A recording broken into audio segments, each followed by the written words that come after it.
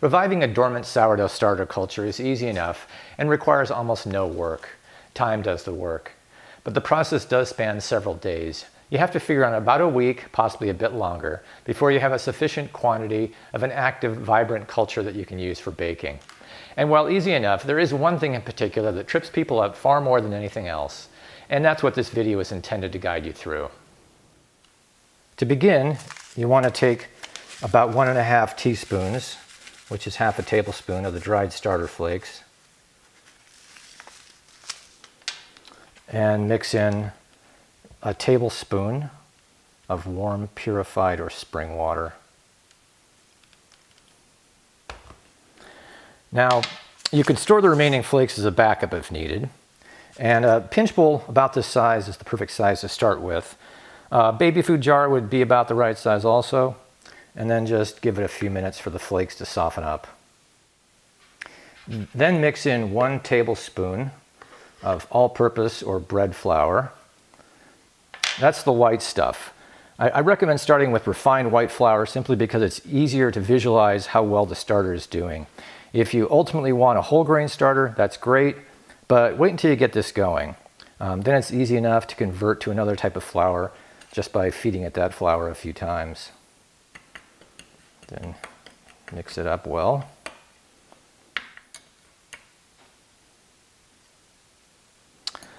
Now you want to cover it with a piece of plastic wrap or put it in a plastic bag. It doesn't have to be airtight, we just don't want it to dry out. And then you want to just leave it here at room temperature for 24 hours. And if you're anything like me, you'll want to make a note of when you started each step and keep a note each step of the way. So I'm just going to write Saturday a.m. started. All right, so now we just come back tomorrow.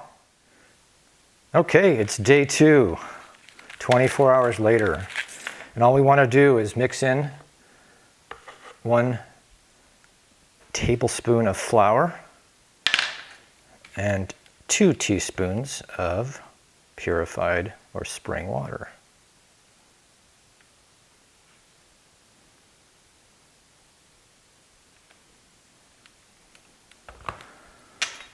Mix that up well.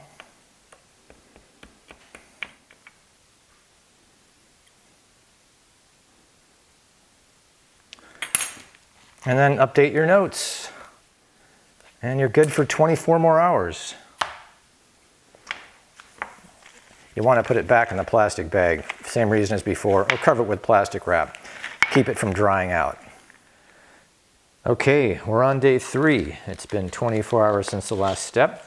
And it's possible that you'll start to see some bubbling from fermentation at this point as the starter starts to come back to life. And there's definitely some activity here. Hopefully you can see the bubbling, and the volume is a good bit more than it was yesterday. It doesn't matter if you don't see anything at this point. If your room temperature is cool, activation will take longer. It's been warm here, so things are progressing pretty quickly. Okay, the instructions for today say to add a tablespoon more flour, but only 1 teaspoon of water. And that's because we want the mix to be a little on the stiff side, not runny.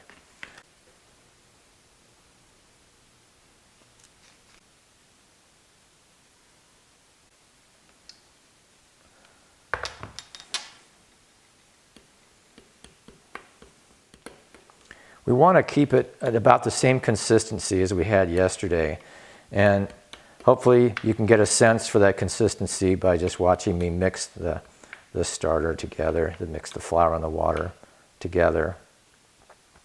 So I did add the 1 teaspoon of water, and you know what? The consistency is about right. So we'll stick with just that 1 according to the instructions. And then, so this is about right. And we'll cover it again. And, excuse me. And we'll cover it again and come back tomorrow at the same time. We'll give it another 24 hours. Okay, we're on day 4, 3 days from when we started. And if you haven't started to see signs of fermentation before, you should be seeing them now. And those signs are the starter getting bubbly and rising somewhat. And this starter is definitely doing both. Hopefully you can pick that up.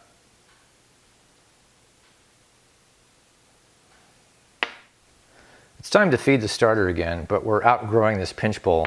So I'm going to transfer it to a somewhat larger container.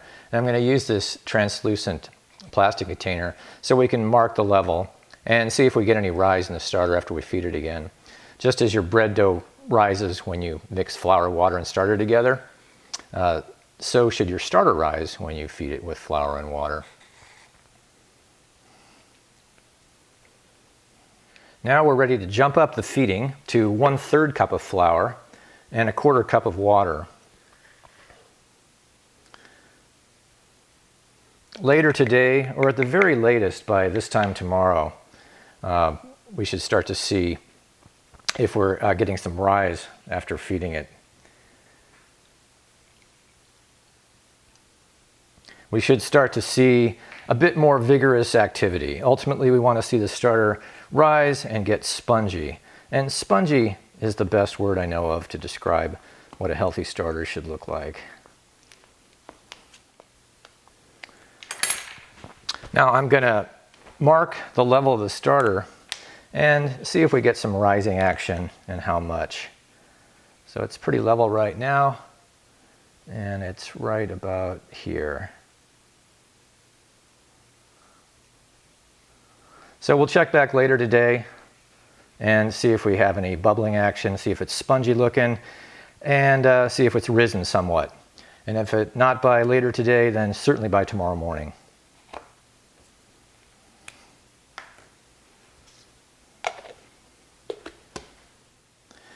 Okay, now at the beginning of this video I mentioned that there is one thing in particular that trips people up when trying to get a starter going. And you might run into this while going through these later steps. If your starter is too thin and runny, the bubbles from fermentation will rise up through the mix and it will look like nothing much is happening. If the starter is too runny, it won't rise and it won't get spongy. So here's an example of that. This is a perfectly healthy starter. I fed it last night. But you wouldn't know it's healthy because it's too thin and runny and not spongy like you want it. So all I have to do now is mix in some flour and it'll get spongy and rise well pretty quickly, within a few hours probably. And so when the mix is on the stiff side, kind of like a wet shaggy dough, the bubbles will get trapped by the stiffer mix and force the starter to rise and get spongy. So if you get to day 4 in this process and you think nothing is happening, there's a decent chance that you just have to mix in some more flour to stiffen it up. So that's what I'm going to do here. So as before I started mixing in the flour, it was runny, liquidy. You could pour it out, it'd be like a thin pancake batter. Now it's more like a shaggy dough. I could even mix in a little bit more flour. In fact, I think I will.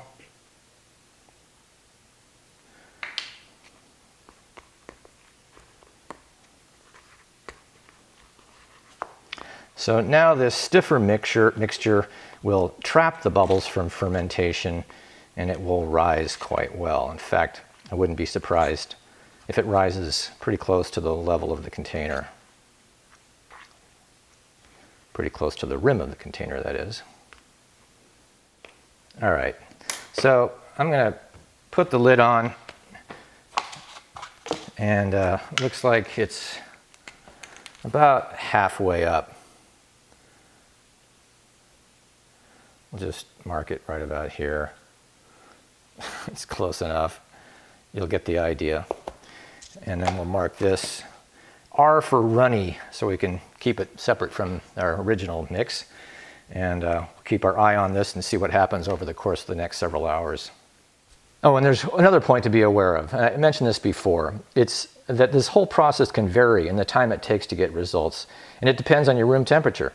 If it's cool, it takes longer. If it's warm, it goes faster. It's just something to keep in mind in case your results don't exactly match what you're seeing here. Okay, checking in on the runny starter that I stiffened up. It's only been 2.5 hours since I added the flour, and it's more than doubled in volume. It has indeed risen to the rim. And this is what I mean by spongy. You got this kind of spongy and lacy mix.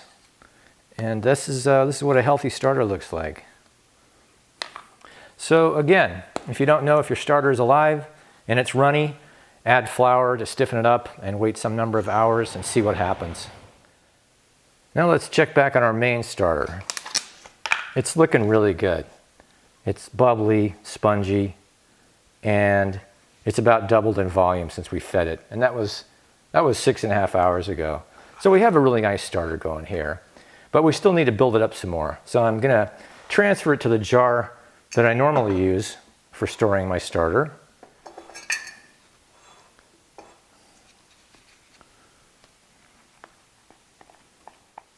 So now I'm going to go with, I'm going to feed it a lot more. There's a lot of space in the jar, and so I'm going to feed it 1 cup of flour.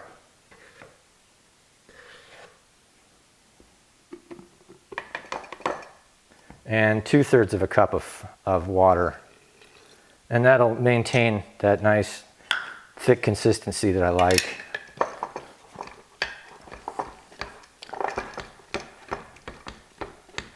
These ratios of flour and water that I'm using are approximately equal weights of flour and water. And that gives you about 100% hydration, which is a nice hydration level for starter, I think, for the most part. In fact, while I'm at it, why don't I mark this and see what it looks like tomorrow. And then we'll feed it one more time, and then I think you're good to go. So here's our starter. It's more than doubled since yesterday's feeding, and just 4 days ago was in the form of very dormant dried flakes. Flour, water, and thyme. That's all you need to get this going. Now at this point, you might want to refer to the tutorial on our website about sourdough starter management. It's easy to maintain a healthy starter indefinitely, but there are a few more things to know about.